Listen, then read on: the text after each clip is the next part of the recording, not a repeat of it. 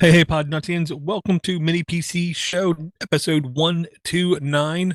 I'm quite orange. Couldn't get the white balance to work right tonight, but I am here. My name is o-droid Geek. I am joined tonight by Brett and Rich, two of the miniest PC fanatics I know of. This show is brought to you tonight by Jill and Steve, longtime Patreon, started their Patreon support on May 4th, 2018. Cannot thank them enough for their support throughout the years, is the way I'll put it. The easiest way to support us, link should be in the notes. It should be to patreon.com/the mini PC show. Super simple way to support those who support you.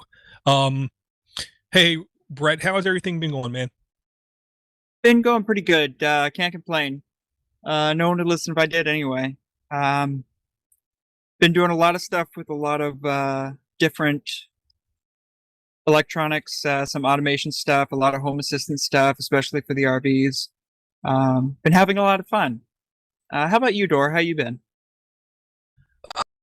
I'll just say I've been normal crazy. I honestly was trying to think. I can't even remember the last time we did a show, so I'm going to say I'm pretty sure since the last time we recorded, not only did I have COVID, which I'm pretty sure was the weakest one, but basically every single person I know of, it seemed like, had it at almost the same time, right after Christmas, right around the first week of the year.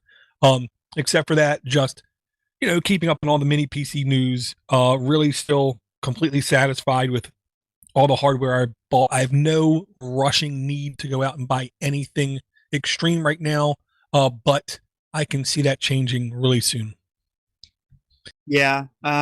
I did order, I think 10 of those $5 coupons for the I think the new Razda, the new Rock 5. So that'll be fun. I have a few ideas for a few different things. Dude, how many did I get? Did I get 3 or 5 of them? I forget. I think you got 3 of them. Wow, you're a baller. Well, not yet, but I will once, hopefully once it's available. So basically, you pay, was it $5 a board? No, it's $5 to get the Right, to get right, $50 off the board. Yeah. $5 to get $50 off. So realistically, if you spend $50 and you buy one board, you're breaking even. No. It's Well, I'm saying if you spend $50 and only buy one board, you could sell your slots. Yeah, definitely. And I was like, hey, let me throw in. I don't know if I bought 3 or 5. I forget which. But I know I told you guys probably remember better than I do. How about you, Rich? Sorry, go ahead. Sorry, I was going to say that was the Rock 5 Model B, if I'm not mistaken. I think so. Yeah, I'd actually have to look, but yeah, it's been a while. I just until Brett mentioned it again, I forgot about it. Yeah, looks like Rock 5 Model B, $5 US. Pre-order policy, chickadeee, the Rock 5B model, Rock 5 Model B is the latest Redaxa SBC with Pico ITX form factor, 2.5 inch, which was 100 by 72 millimeters, powered by the all-new Powerhouse RK 3588 system on a chip. Efficient performance, 4 gig, 8 gig, or 16 gig of RAM configuration. That was the one, yeah. Because 16 gig RAM configuration on a single board computer is the new hotness. While Raspberry Pi station can barely do 8. So when you reserve your order slot for $5, you got to specify which configuration you want. So I did all 16. Yeah, same here. But you know what? So I kind of like this. So the good angle of this is they know who's kicking the tires and who's really serious. Not that $5 makes you over serious, but it's enough that you said, yes, I want it. Whereas everybody says, oh, do this, do that, write me an API that does this, but nobody forks up the money or actually wants it in the end. The bad is I don't think they're gonna run away with my $5, and if they do, they got $15 for me. Yeah. Well, the way I'll put it is, chip shortage kind of thing. Raspberry Pi Foundation announcing they do not expect to have any like normal in-stock levels till 2023 is a blessing for other board manufacturers. Yeah, it really is. I can honestly see Pine, Redaxa, Rock, all of these people literally doubling, tripling, or in some cases, five-fold increasing the amount of customers and supporters and contributors they have to their hardware just because it's like the law of big numbers. The reason why Raspberry Pi cannot offer normal stock levels is it requires millions of chips, where Redaxa only need a couple thousand, and they're going to make like a high percentage of people happy because they don't have 6 million people around the world trying to hurry up and click buy. So honestly, I see this being like the big stepping stone to Redaxa making their ways to, dare I say, the big league. I really do. I believe the same thing, because it's just gonna give everyone else the the opportunity to throw down, to actually get everything, get the traction that they need when Raspberry Pi is just trying to get the IPO.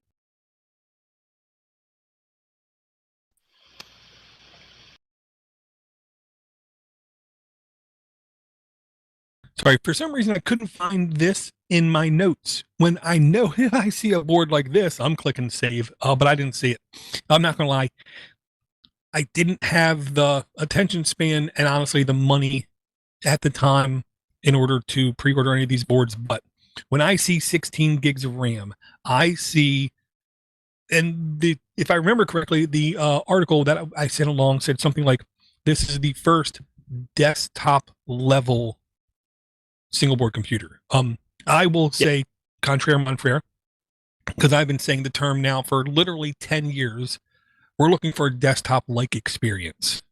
And this with 16 gigs of RAM, with the new 3588 arcade chip, I definitely see being very close to desktop-like from maybe 3 years ago for a lot of things, not for 4K video editing or anything, but for a lot of normal day-to-day routines, this could very easily take the place of a laptop from just a couple years ago. I mean, look at what they're doing with like some of the retro gaming and stuff. It's ridiculous. And then something like this is going to come along, and you're going to be able to, I mean, a Raspberry Pi 4 can do, I believe, PlayStation 1, possibly PlayStation 2. No, PlayStation 2 is impossible for almost anything. But, you got the some of the better boards. I think this one's going to be able to just blow everything out of the water. Some of these single board computers can take, the emulation where you have to be 5 times faster than the thing that you're emulating. It's just going to be able to do it like nothing. Yeah, I mean, like we kept focusing on 16 gig of RAM. Now, here's the reason why. It's a yardstick. A very simple, easy yardstick to use on single board computers is how much RAM can it support, because it's a differentiator, period. But that's not really all the stats. And maybe to some of you, even not the important stats. Okay. New RK3588 ARM processor, quad core processor with up to 8K decode in its GPU. Okay. Again, 816 gig of LPDDR4 RAM, plus supports Wi-Fi 6E, which is kind of nuts. Bluetooth 5.2, supports PCIe 3.0 times 4 NVMe SSD. Triple display support with HDR, with 2 of them being HDMI 2.1 up to 8K 60 frames a second. One of them USB with display port up to 8K 30 frames a second. Okay. 2.5 gig networking with PoE support.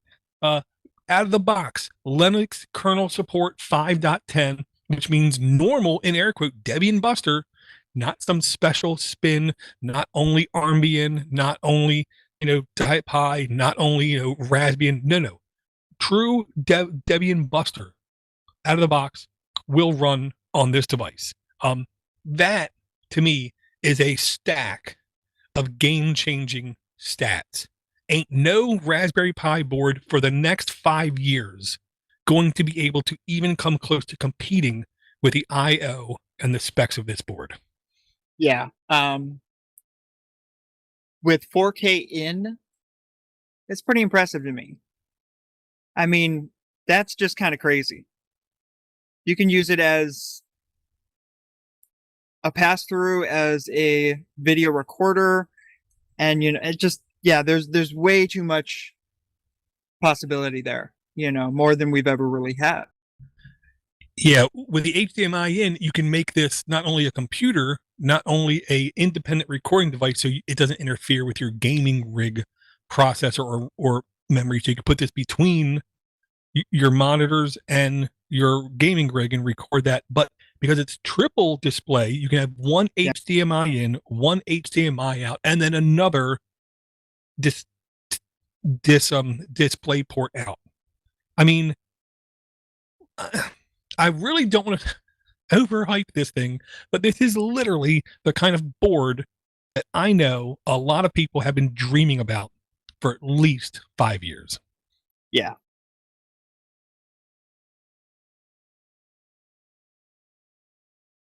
Yeah. So, I mean, look, there's been more than a couple news things that are happening, like the Raspberry Pi Foundation saying no normal boards will be available in any quantity until 2023, and we're literally barely into 2022. We have the Raspberry Pi Foundation saying that they're going to sell the Pico chips in bulk, which I will say, if I was a small manufacturer of things, that's what I want to hear. I want to hear I can successfully buy, lots of 2000s of these Pico Raspberry Pi chips to do my home automation, my home appliance kind of little small things. And with that, we have, Pine phone keyboard attachment, which makes it a true clamshell phone with a keyboard. It's getting nearly rave reviews across the board. We have Pine people saying that Pinebook Pros will be available again here shortly. We just have a lot of stuff happening, but all I can keep thinking about is 16 gigs of RAM, NVMe support, Wi-Fi 6 the support. NVMe is, Yeah.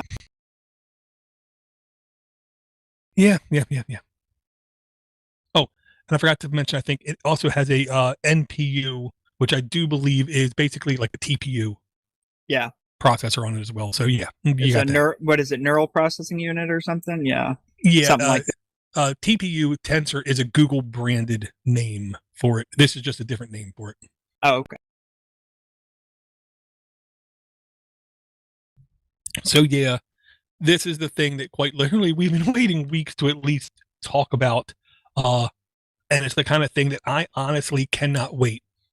Look, as much as some of these people on YouTube get on my nerves explaining computers, just get on my nerves because, it seems like they just, like they're like 2 years ago kind of thing.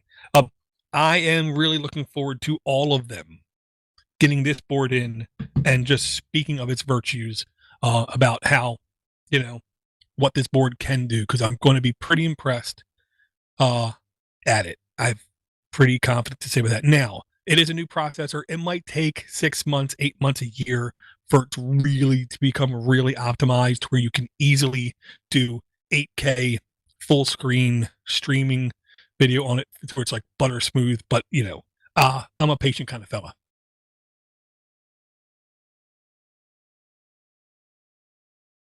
Yeah, I've been waiting for something like this for a long time, but I've been working on a couple things that are a little the same as normal for me, but it's become pretty interesting, like starting to design boards. That's been fun, but I'm able to design boards and have them done within a couple days, have them back and find out that they're wrong. And, but having an ESP32 able to be put on a board and made for me has been a game changer for me, at least for the business, at least. But it's So where are you getting quick turnarounds like that? right now I'm doing JLC PCB, which is just Okay. the standard. But I have a buddy of mine that does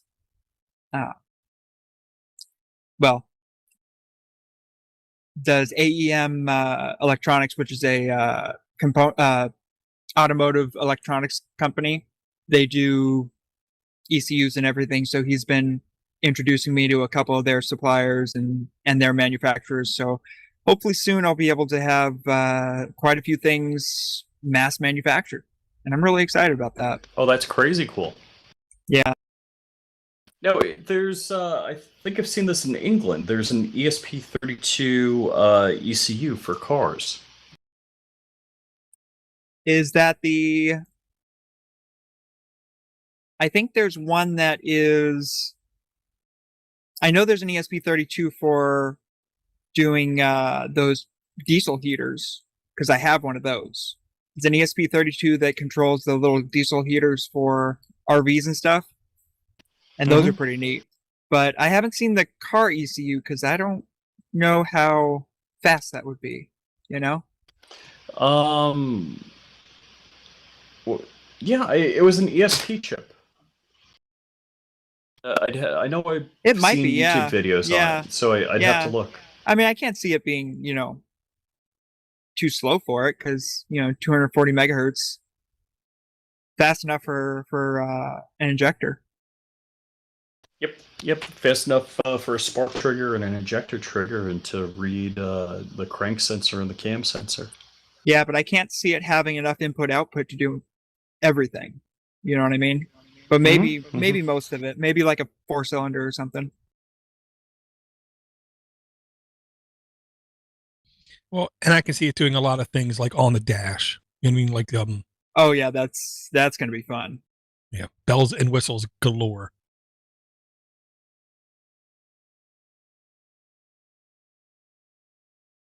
Yeah, so I'll say I am like really impressed at how my Nextcloud experience has been over the years, because for years I was the OwnCloud guy, where I had it running on my Banana Pi Pro without issue for years without touching it.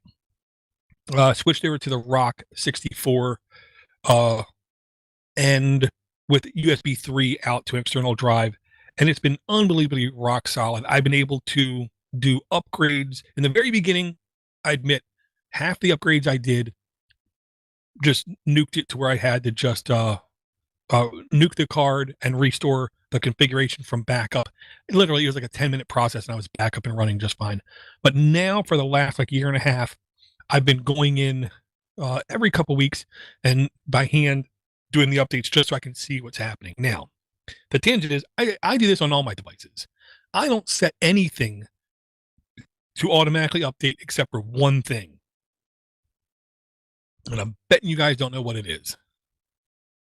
No idea. NTP. No, well, time's automatic thing, but I mean like software updating. The only thing I let do automatic software updating is Podnutz.com because it's WordPress, and I was gonna say okay. Windows. I don't run Windows, so I know. Yeah, that's yeah. it. Yeah, that was the joke. Oh. Even on all my Ubuntu's, I disable all automatic installations of everything. I don't care if it's a security update. There is one Windows computer in use in this household. Well, my wife uses it, hers, but Ding, ding, ding, ding, ding. Yeah. I don't count Yeah, that. that doesn't count. Yeah. As far as I'm concerned, that's like Oh, that's it a counts. necessity for her. It counts because when it don't do crap right, I gotta fix it. I don't. No, I tell her if she wants me to fix it, go get a Chromebook. But like all of my Ubuntu's, I have all the everything disabled. On my Android phone, nothing automatically updates. And on my Rock Pro running Nextcloud, no automatic updates either. Just because I want to see what is getting updated, I'm going to be there. Okay, when I got the updates Note are 20 fixed. Ultra. I do not like the new UI because they obfuscated stuff. It's just like the Mac OS. It's like, ooh, in a text message, you used to be able to click like, oh, I want to call that person. Well, now you got to tap their name, and then it shows the dialog box. I'm like, F this. Serious guys. It worked fine beforehand. Why does it have to be a two-tap hidden thing that I can't see and don't know where it is? Yeah, Samsung is getting the Apple rub of we know better than you. And to be honest, Google's doing it a little bit too. They're not completely innocent as far as I'm concerned. Isn't Samsung moving to their Tizen? They're moving away from Android, I heard. Not that on the watch. They have Tizen. Oh wait, running. no, on the watch they moved away from Tizen. Well, no, they still have one version of one of their watches that runs Tizen. All the rest of them run Android. On their TVs. They're running Tizen, but supposedly they're working with Google hand by hand, working to put Fuchsia on their phones. No, I haven't heard Fuchsia in like a year or two.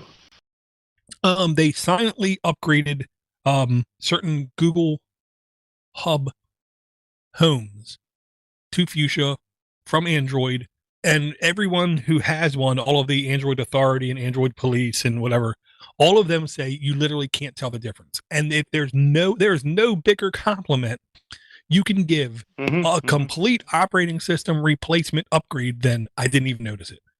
Yeah. Yeah, so supposedly they're working with them to change their future phones from Android to Fuchsia. And I believe it's because Android does not, or Google does not like the community, in air quote, owning so much of the Android ecosystem and pull, sway kind of thing. Because, they saw how Chromium, to be honest, Chromium browsers are taking off like a rocket. Not that they have any chance of overtaking Chrome, mind you, but they're getting a certain mind share.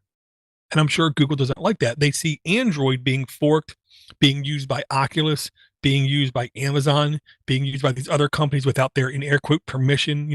How dare they, use our stuff and not give us credit kind of thing.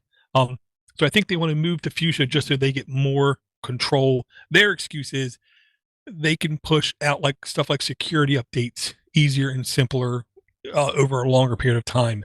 I think it's really just a question of control. Well, it always is with Google. Subtle control.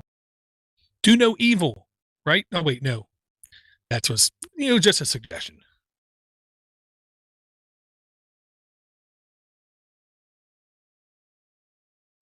Yeah. And the other thing that's just been, in air quotes, working is my Diet Pie server running this Mumble instance. I have 2 SD cards sitting here. One of them is my Twister OS. And whenever I get ready to do the show, I just literally power it down, pull the SD card out, put in Diet Pie running Mumble. I just let it boot up. And when I see it says that updates are available, I wait till after the show, log in, do the Diet Pie update, and everything just works as always. Diet Pie, again, rock friggin' solid when you need a server, especially a server like a headless server to do tasks. It just works. Yeah. I tried Diet Pie with something a few weeks ago, and I couldn't get it to work the way I wanted it to. I think it was the wrong distribution for what I was trying to do. I forgot what I was trying to do, but yeah, it ended up not working. But it was super easy to get going. Just Diet Pie is my default OS across single board computing platforms. Yeah, honestly, there's like a couple like golden rules kind of thing. The older the software you want to run, or the more stable the software you want to run, the better it will run on Diet Pie, just because it's been around, people know it. Mumble is one of those things. It's been at least 10 years, no, at least 12 years. It's been in people's views where they would use TeamSpeak sometimes or Mumble. Each of them had their own advantage, and it's one of those things that you literally could run probably on, now a $3 computer. You could run a Murmur server and it would just run fine.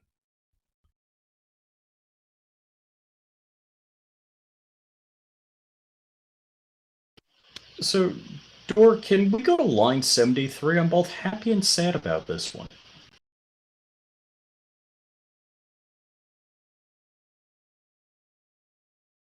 Yeah. Yeah. And now the sad thing I'll say is how everybody, as soon, like 2 days after I first saw this, everybody started reporting on this because it's the kind of thing that nobody wants to admit that we need. But then when you go access this website, you see exactly why we need it. And it's just rpilocator.com. We've all I seen thought it was like Replicator when you posted the link. I'm like, what the heck? Replicator? What? I'm like, oh, rpilot. Okay. Yeah. And it's one of those things because nobody has any Raspberry Pis. They made this website up where basically they try to keep track, and they even show you the last time it was updated. We've all seen, web tracking sites for Xboxes and PlayStations and, all those new hotness kind of things. But now it's official.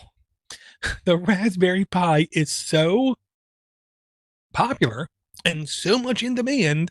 And now they have to have, now this guy put up, dphacks.com put up rpilocator.com, where it basically scrapes all these different websites and it tells you what's in stock. And literally right now, Wednesday night, 9:39 p.m., February 2nd, there's only one kind of Pi available in one location, and that's Seed Studio in China. You can get the RPi Compute Module 4 with 2 gigs of RAM, 32 gig MMC with Wi-Fi, and it costs $50, and you cannot get any other Raspberry Pi anywhere. Dude, do I eBay my Pi Zeros that I bought some years ago? I told a couple people who had Raspberry Pi 4s and Raspberry Pi Zero W2s. I said, I'm not going to tell you to put them on eBay and make a profit, but you could. Just saying. Yeah, I got a drawer full of them. Yeah, like my sister-in-law bought a used Jeep Wrangler around 9 months ago, and I tried to show her a month after the fact, if you take it back to that same dealership, you can make like 15% profit. Oh yeah, and it's boy, stuff is weird. It's just, hey, I'm home, let me buy it. I'm like, oh no, it's totally out of price range. Everybody else, bought it up. For me, it's I have a little Kia that I got 2 years ago. Paid $8,000 for it. Blue Book, no, trade-in value, $14,000. Ooh. And let's see, the private party is like 15, which makes no sense. But trade-in's almost as much as private party now. Yeah, so I think it might be 2 years ago we got the Lexus RX 450 hybrid for my wife, and I could sell it for what I paid for it. Yeah. And maybe more. Maybe more. Who knows? And same thing. My stupid Genesis Coupe. It took a ding from what year is my car? My car's a 2015. But it's holding its value, so I'm kind of impressed on that. Yeah, and I'll say in air quote chip news, I'll say it again, there is no such thing as a chip shortage. It's just they can't keep up with demand. Okay. We also have news that supposedly NVIDIA is going to give up on buying ARM, and instead ARM is going to go IPO and become its own independent company, which fine, whatever, doesn't matter. We have RISC V processors still, I'm going to just say again, making really good continuous headway. I can see now in 8 months, we're going to start seeing a lot of dual chip boards with like slightly older ARM processors with in air quote RISC V coprocessor doing lots of things, kind of like we have boards with Intel and Arduino kind of things baked on the same board. I think we're going to start to see RISC-V processors taking that market away. But also, we have Intel promising now, I want to say 6 total factories, 4 in Arizona, 2 in Ohio. The unfortunate part is it's going to take them literally 4 years to spin up those manufacturing plants. So we have, car manufacturers literally removing features from their cars so they don't need as many chips just to get cars out of the factory. We have, Raspberry Pi saying they're not going to have constant in stock for at least a year.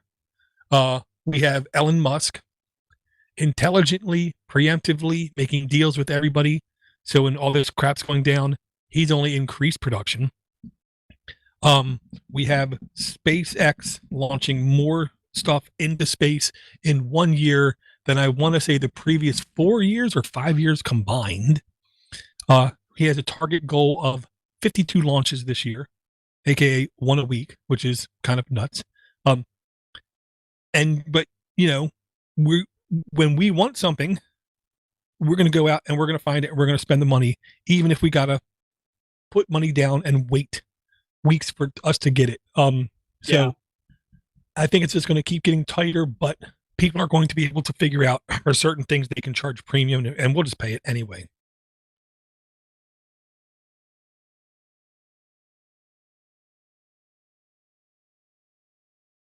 Comment in the chat from Chatter on the Wire. You guys going to talk about Wise wanting to charge for the 12-second cloud storage going forward? They let you pay what you want. So that was 0 for me for now. Anytime a company says, well, it's going to be free, but you can pay what you want, what that is a litmus test. Yeah, what that is a litmus test. And they don't want to pull like a LastPass, where LastPass foolishly sold out and started raising prices, figured out now there are too many people doing mass exodus, so let's split this off with a separate company and let it do its thing. They're doing the opposite. They're saying, okay, now how much would you pay?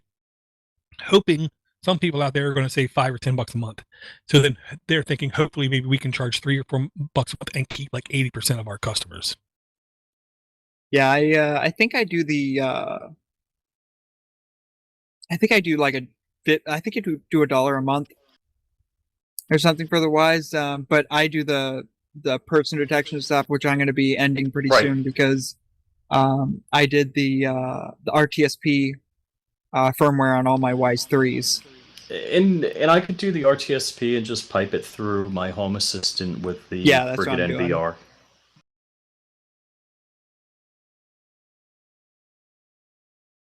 Or no audio. Sorry, thank you. And the only reason I personally don't keep up with any of the Wise things is because I'm never going to buy anything that A, I don't have root on, I can't log in and control everything, but B, anything that requires an external connection to anywhere outside of my network, I'm never spending any money on. Because then I have faith that A, that company's going to be around forever, or as long as I want them to be. B, they're never going to be compromised. They're never going to be on the vulnerable list of, getting exploited. They're not going to get ransomware. They're not going to have some company go buy them and then change their intent. So when the Wise things, literally in my Google feed, I see like sometimes 2 or 3 people reporting the same thing on Linux stuff, on mini PC stuff, on hardware stuff, on ARM stuff, on RISC-V stuff. I haven't seen a Wise thing in my Google feed for maybe 6 months. Last time it was that Wise watch. Yeah. Interesting thing about the beta firmware is if you're not connected to the internet, the RTSP still works. It still works. It doesn't have to phone home anymore. You won't get it outside of your network, but it'll always work. That's why, if they start charging, I might just go to RTSP and call it a day. Yeah, that's why I'm doing it for the automation that I'm doing because, I'm not going to have internet. A really good piece of hardware, but I can do AI on my own network. Yeah. The only one that I do like a bit better is the Eufy, EUFY. It's a little bit more expensive, but it is 2K RTSP native, and it's just a good camera. But unfortunately, the one that you can get for $39 is technically an indoor only camera. I mean, you can 3D print a case for it that will make it weatherproof. You could buy a case that's weatherproof, but you're spending more money on it. You're spending more time on it.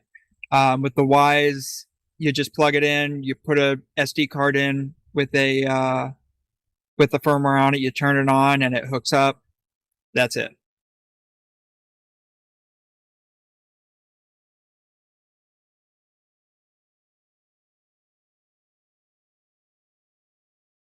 Yeah, I'm still not completely. Well, I'll put it like this: if I did have a camera in my network that was remotely accessible, certain things could have been done. Okay, just I'm going to ask you guys to don't like overly judge me, but twice in the last 3 months, we don't have a storm door on our house. We just have our main door, and that's it. Twice in the last like 6 months, we as a family have left the house. Once, I'm pretty sure I was the last person who left the house. We drove 40 minutes away to my sister-in-law's house. 6, 8 hours later, we came home, and the front door was open the entire time. As in unlocked? No, as in open. Oh, no. Thankfully, my oldest son's cat was just fine. Now, boy. When we picked the cat up, they told us the cat was feral. Okay. The cat has a piece of its ear basically clipped off with a tattoo inside of its ear, which is how you identify feral cats. Yet this cat will not go out the front door. I'm thinking to myself, it might have been prepped to be a feral cat, but it was never actually a feral cat. Nothing was missing from the house at all, both times. Oh, boy. Now, I don't live in, off Martin Luther King Boulevard. I don't live in a fancy neighborhood kind of thing. I'm somewhere in the middle where, once in a while I see a crackhead walking down the street checking car doors at like 2 a.m. But you're kind of at the end of the road, right? I used to be at the end of the road when I bought the house. Then they decided to extend the road and go back. So now I'm on like a loop. Because realistically, if a car comes down my road, it's an event. We have certain jerks who just like speeding down my road. I'll say that. Now, if I had a camera, I could have at least on my phone checked it and saw it, kind of thing. Now the last camera I had was suggested to me by a psychopath. What do I want to say? Mental invalid, maybe. What do I want to say? Where he said it doesn't need to connect to the outside world. Okay, I get that the only way to use it is connect to the outside world, and the server it connects to on the internet is HTTP only. Okay. Oh, wow.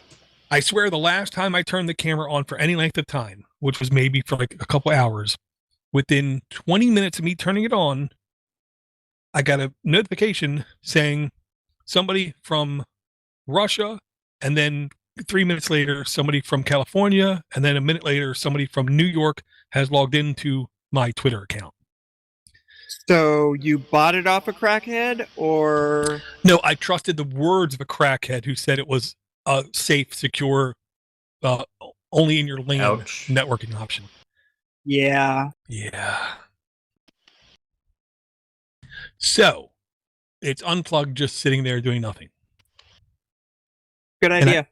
And I tried to see if there's a place I can replace the firmware. I can't even remember the name of it right now. I can't find it. So I might shoot you guys. Yeah, that's surprisingly, talking about devices and firmware longevity. I'm still shocked. More than 7 years ago, I got the Asus RTAC68U.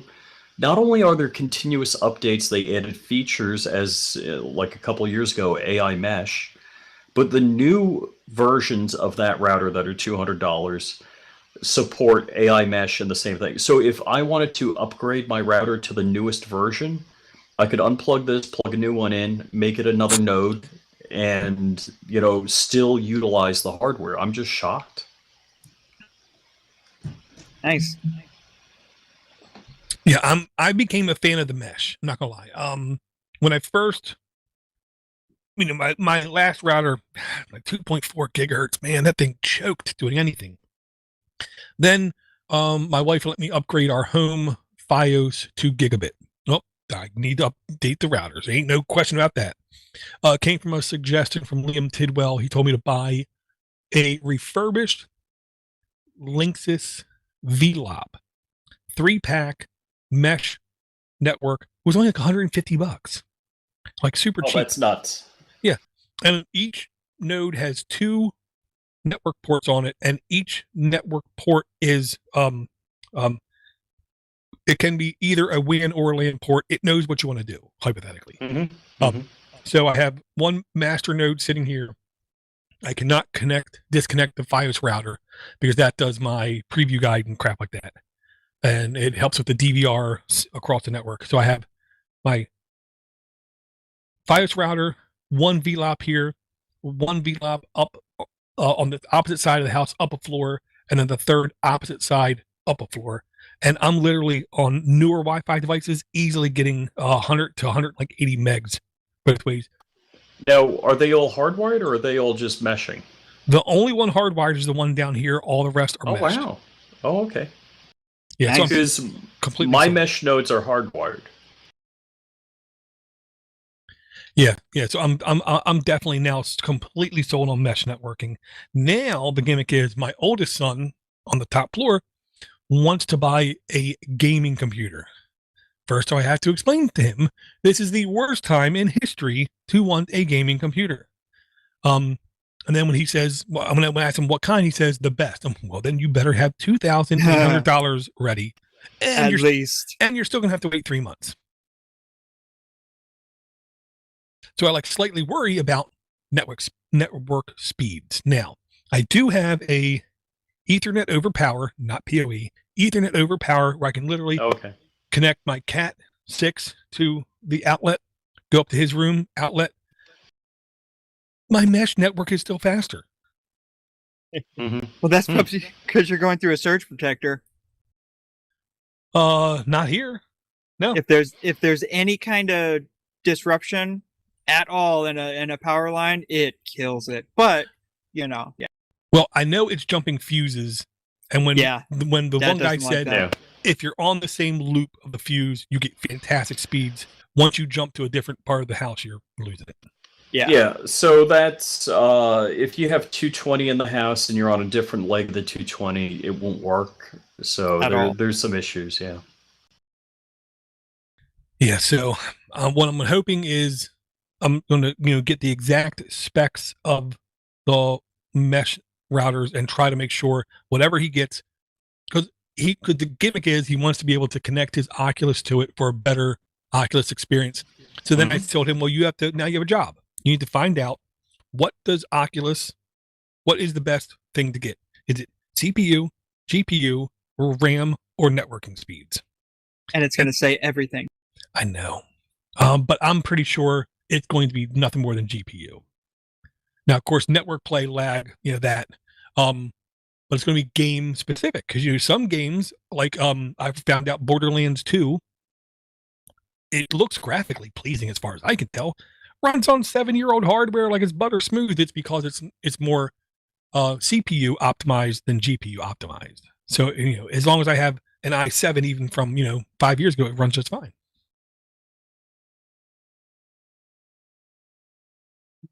Well, unfortunately, guys, I got to get going tonight. Sorry to take off so early. That's okay, man. Just shoot me your file, please. I will. Thanks, guys. Have a good night. All right, man. Okay, I will say that it's one of those things, again, we have way too many notes, Rich. I will say, just to highlight very softly, there's another version of of Ubuntu. It's not an official version of Ubuntu called Ubuntu Web. It's supposed to be geared towards more lower end devices, but I'll say I did install on a couple devices, pleasantly impressed by it, but it really does want to use a lot of cloud services. It wants to use, I want to say it's called /e/, which is the British equivalent of I'm trying to think how it is. They have their own Android version. They have their own cloud ecosystem where you pay something really small, like $1 or $2 a month, and it will sync everything between all your computers with an Office application, calendar application, contacts, all that wrapped up in like one ecosystem.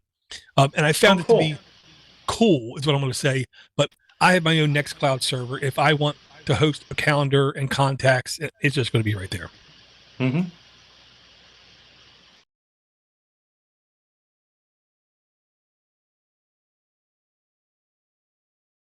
And I will say there was another Redaxa board announced. Indeed. Line You're looking 40, at line 65? Oh. I would say line 42, which is the There's one on line 65. New Rock 3A, brought to you by Redaxa Rock chip, where this one is running a RK3568 quad core up to 2 gigahertz, Maui G52 with a GPU and with a 0.8 T NPU. The other one had a 1.0 NPU.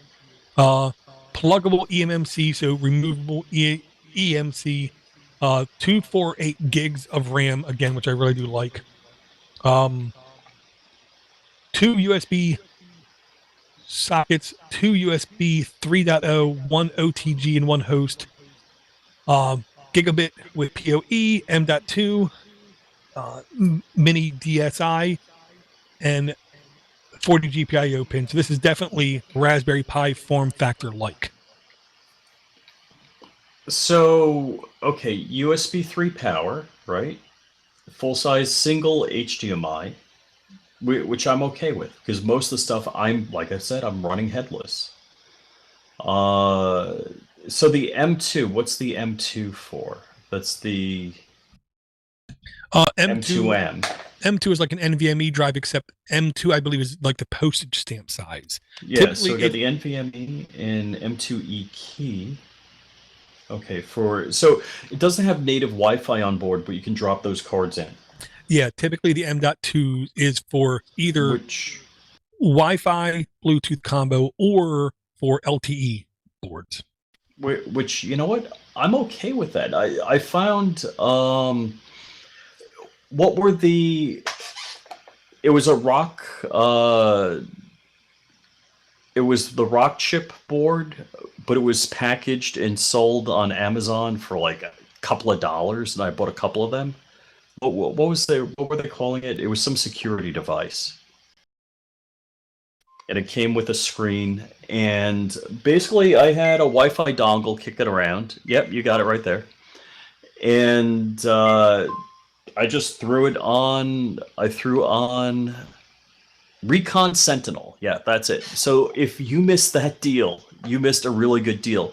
Because not only did you get the board, the power supply, a case with a display that door's holding up right now, you got, I think it was the 2 gig version, might have been a 1 gig version. I think it was the 2 gig version.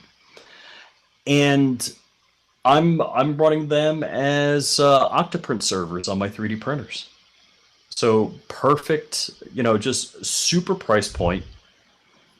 So it's great when you get in on those things. Yeah. Looks like 1 gig. Oh, it is 1 gig? Oh, okay, yes, it's 1 G. Yeah, it works fine as a 3D print server. So runs Octoprint just fine. So it's not a big deal to drop in. Like, hey, a lot of the stuff I have is headless and it's plugged straight into my network. Some of the things I'm gonna want Wi-Fi on it, and just throw what's a USB Wi-Fi dongle cost? I mean, a cheapie is like $3, $5-10. Yeah. So pretty much $5 and under, you can find a dongle. So I'm okay with no Wi-Fi on board. I'm finding it interesting. I kind of missed that. Like, hey, there's the neural processing unit on board. That's kind of cool.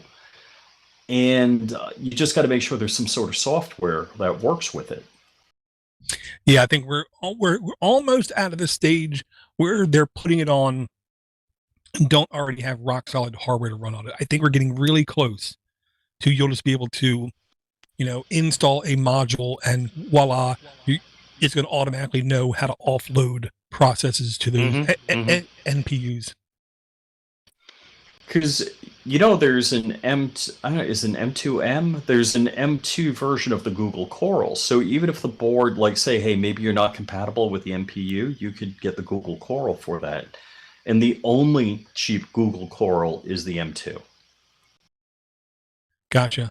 Now, which other one from Redaxa were you looking at? I think it was line 64.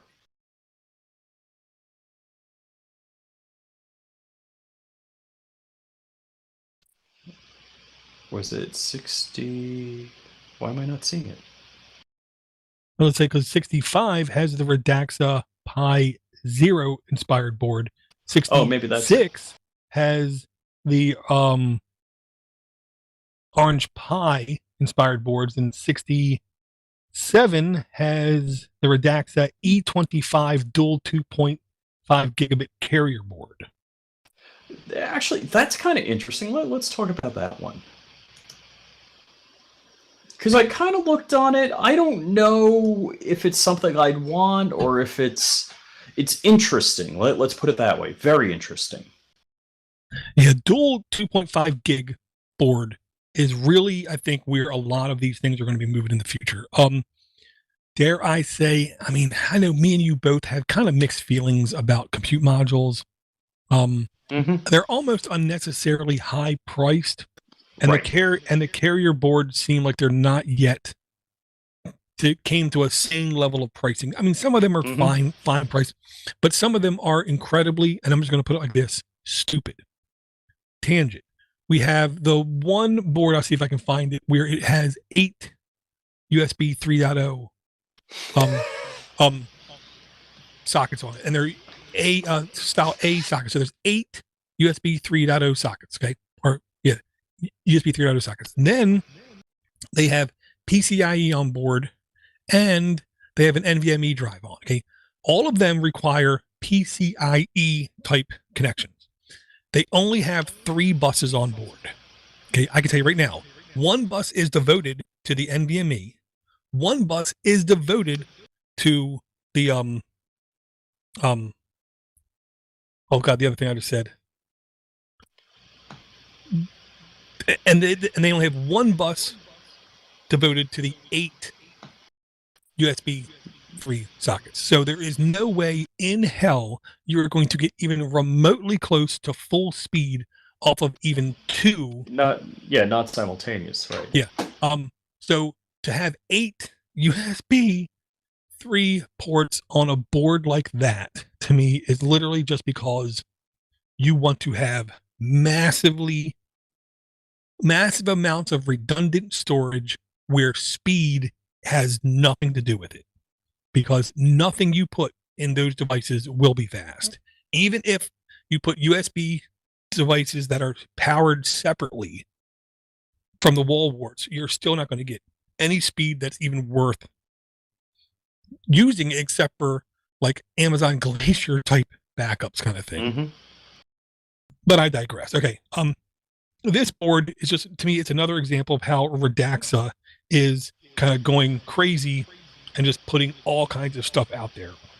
And this is the kind of board I don't expect is going to get tons of traction, but I can see, hypothetically, Rich, I was fired tomorrow from my job, and I wanted to start up a small consulting business where my main target is Soho, small home office, or small offices under 50 people, where I would offer good, after hours maintenance and support, and I would get constant emails throughout the day, where I would tell people their computer's infected before even they know.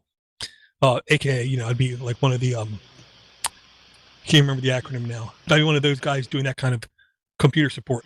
I could see buying these kinds of boards with dual 2.5 gig, because I could put that on virtually any network that's not fiber based. No one would ever be able to tell the board is on there, because it would not do anything negligible to the speed of the devices. And I could use that as like an intelligent pass-through device to where it can be a gateway, and I can literally monitor all the traffic, and I can say, you as a company have no reason to have direct connections to this country. And I can literally geo-block IP addresses out the wazoo with no issues whatsoever on this super cheap low-end board and offer level of protection that otherwise only huge enterprises can even begin to offer, or if the person's really good at PF Sense, they can offer that, that kind of protection. But PF Sense still does not have official support for ARM devices, I believe. Yeah, they have their own device that's Pi format sized. I don't know what the hardware is, but they have their own device, and it's like they're not sharing the source. Yeah. But isn't there some version of PF Sense that's open source? I think there's I think there might be an ARM version. There is a forked version of it.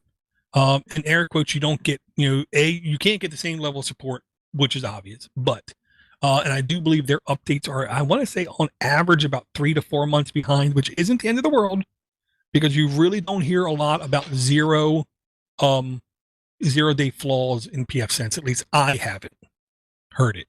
So I think this would be one of those good alternatives, as long as you're comfortable with using a ARM-based operating system, this could be a really useful, functional piece of hardware inside of another ecosystem.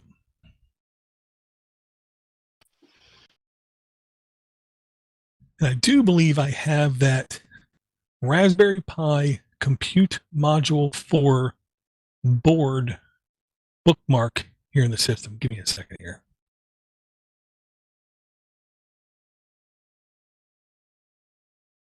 And I just want to say hi to Cheddar on the Wire.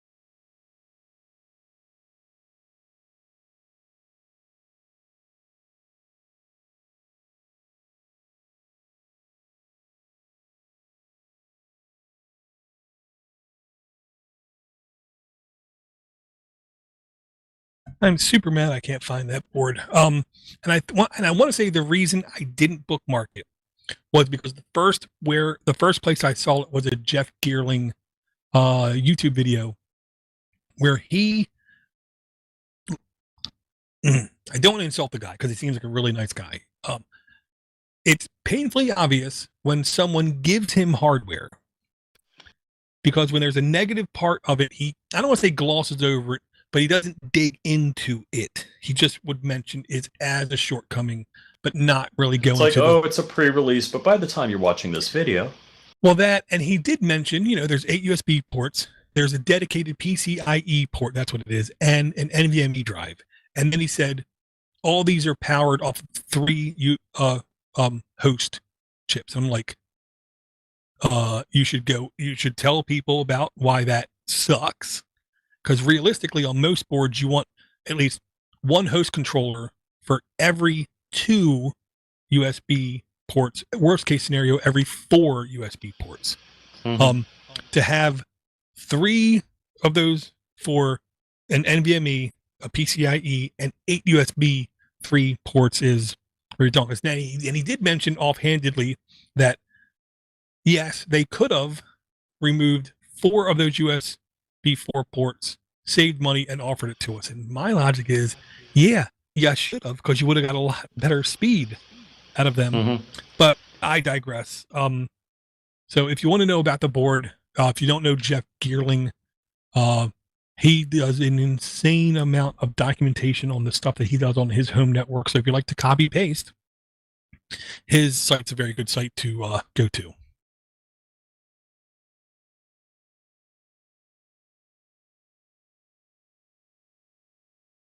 Okay, and there it is. Now, for some reason, I'm able to at least find the Redaxa desktop level board that we talked about in the very beginning, where at the very beginning, I couldn't find it on my list.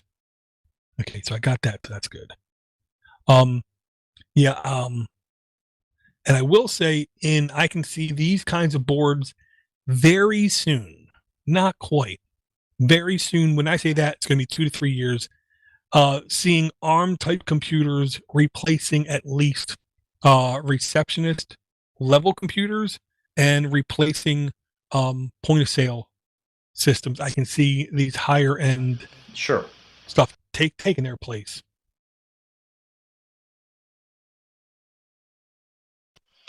And there it is, Rich, line 73. Link to Tom's Hardware Guide, which I will say, man, Tom's Hardware Guide really likes their ads. Thankfully, I'm running this on a this computer that I'm displaying this on a Pi hole, so you don't really see a lot of the ads. Okay, but yeah, Pi Gear Nano Compute Module 4 Carrier Board is the new USB King. You know, it's one of those things. I understand why they did it, because now they can say we have all this IO that nobody else has, and they're not going to be lying. But it's not like you could plug 8 USB hard drives into that and get full speed access.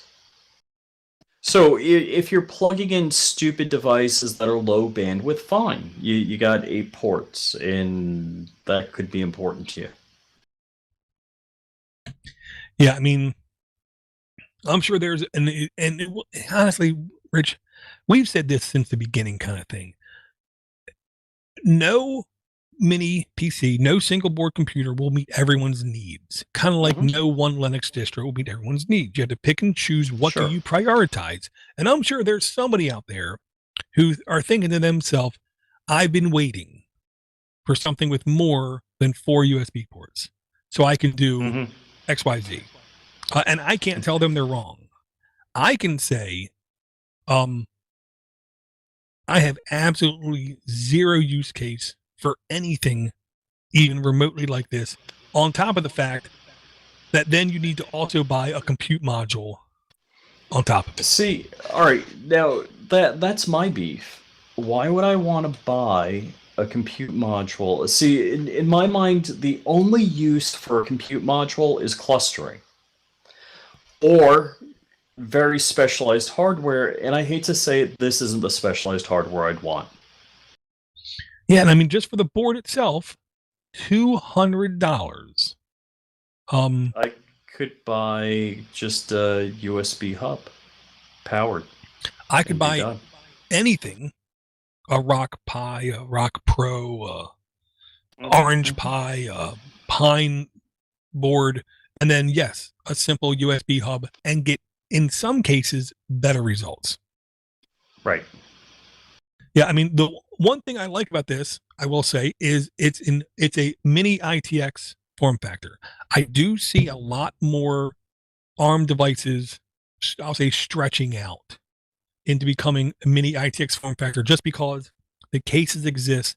It's a known form factor. Because there's nothing between mini ITX and Raspberry Pi that anyone can call a standard. Right.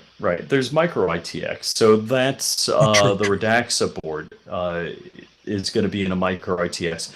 So the unfortunate thing about the 16 gig Redaxa board, was it $219? So it'll be like $170 with the $50 off, and you're still going to need a micro case with a power supply. So you're going to have to BYO case and power supply on that. Gotcha. Yeah, but you're getting a little more. I just upped. I ordered 3. I ordered 2 more. I bought 2 more of the $5 whatevers to get $50 off.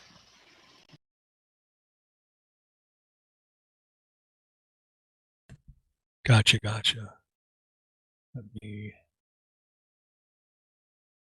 Only bad thing about doing a show. Well, the other bad thing about doing a show this infrequently is, right, for me to order the notes takes a little bit longer just because of the insane length of the notes. Yep. Line 47, Rich, I want to say we all knew this was coming. The only question is how big, how serious, and how much of an impact is this going to make, in air quotes, around the world? we knew for a while, for instance, Russia had all of its important officials literally using typewriters, manual typewriters, to do their documentation and storing it away because typewriters are unhackable. Okay. And that's the reason why. We knew when the risk board, the risk V board stuff was heating up, Russia made it clear they were going to make their own chip. Why? Because if I was Russia, I would make my own chip. I wouldn't trust ARM. I wouldn't trust Intel. I wouldn't trust AMD. I wouldn't trust anything that comes outside of my country because I'm Russia.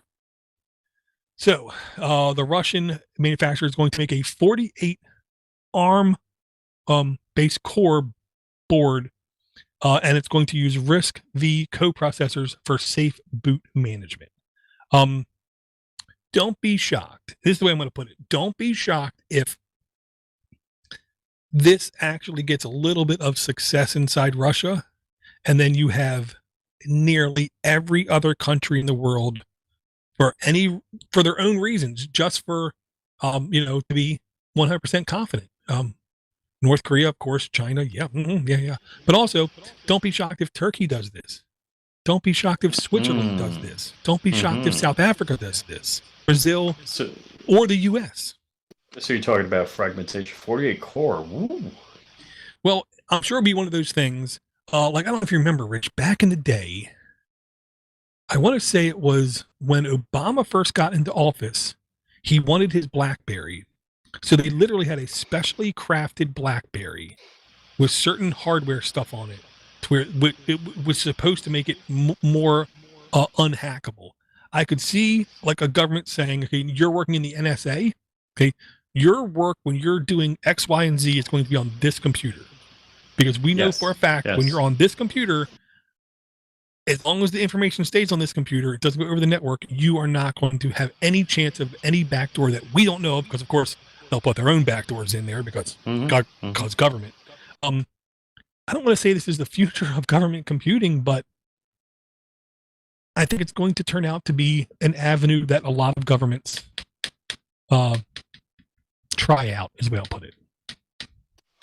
I guess if it's easy to design your own CPU, then that's quite possible. And just let's talk about it.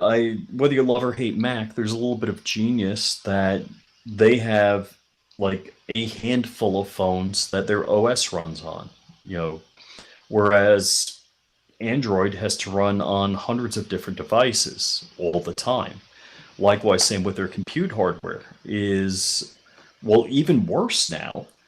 So it's the same chip in the phone as it is in the tablet, as it is in the laptop or desktop. So everything is running the same hardware, and soon it'll all be running the same OS. Yep. The only difference is the government's advantages are they'll also be able to control who has access to the hardware. Oof. Yeah. Yeah. So, I would say that's that. Don't be shocked if, now, enterprise news is maybe the most boring news you could ever do in your life, only next to government computing tech news. But I do think this is going to be one of those things that is going to be a reality for a lot of countries, and dare I say institution. I can see Apple even, having custom chips that only their developers use, that they know, no one else is on them.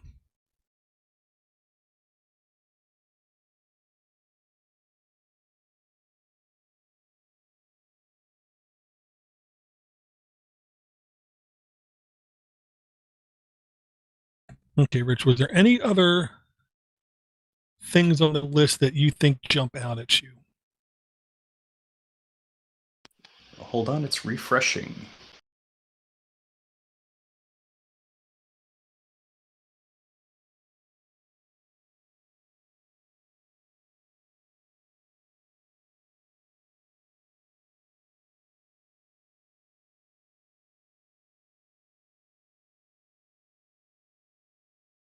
Okay, let's just hit 72 for the heck of it.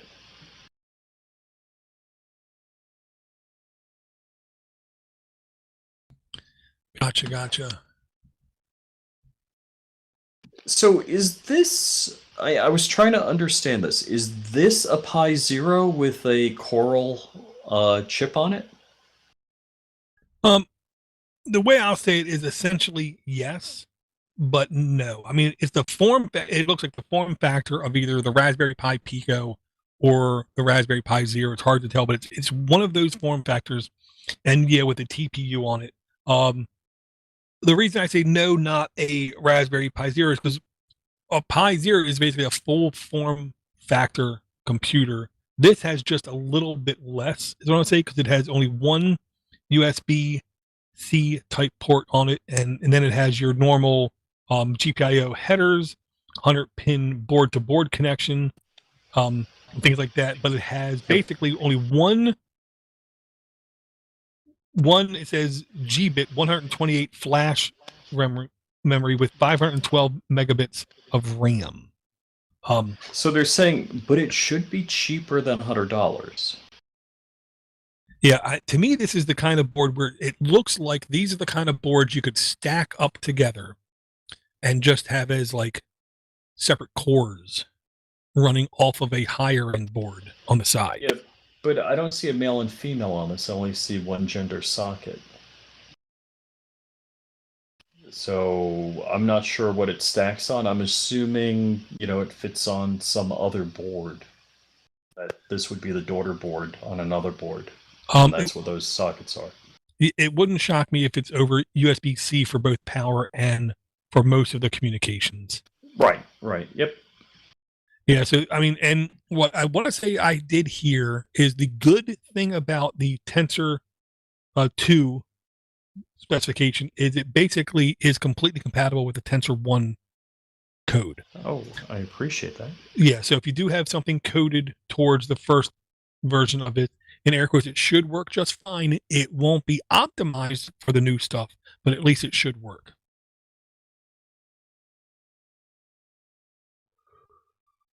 So right now, there's a Google Coral.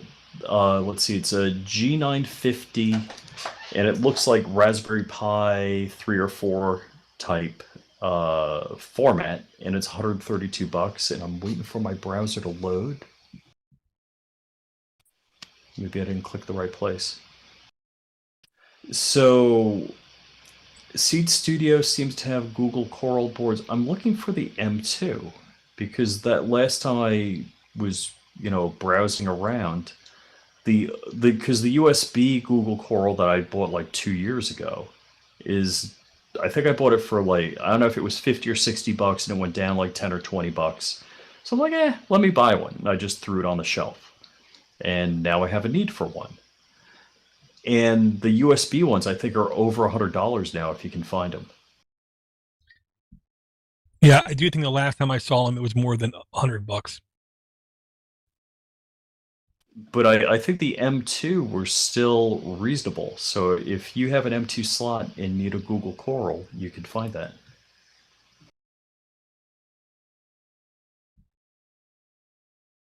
Trying to find pricing on it.